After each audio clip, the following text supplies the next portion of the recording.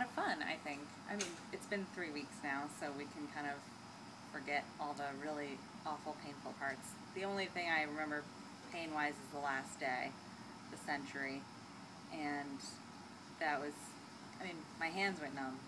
That's not good. And I was really sore for like 3 days after everything.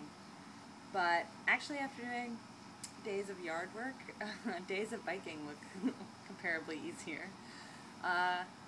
The most terrifying moment on the trip was going through a tunnel on the Great Allegheny Passage where there were no lights.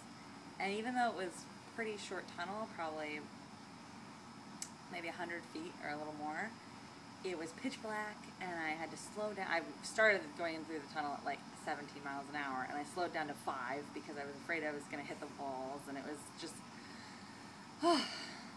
pain shot up all the way through my arms because I was so tense. Not fun. Wow. But I made it through that tunnel. I made it through the whole summer. Made it through the bike trip.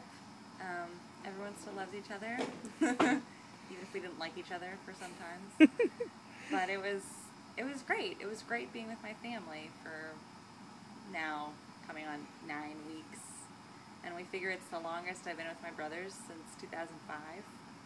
And that means a lot to me.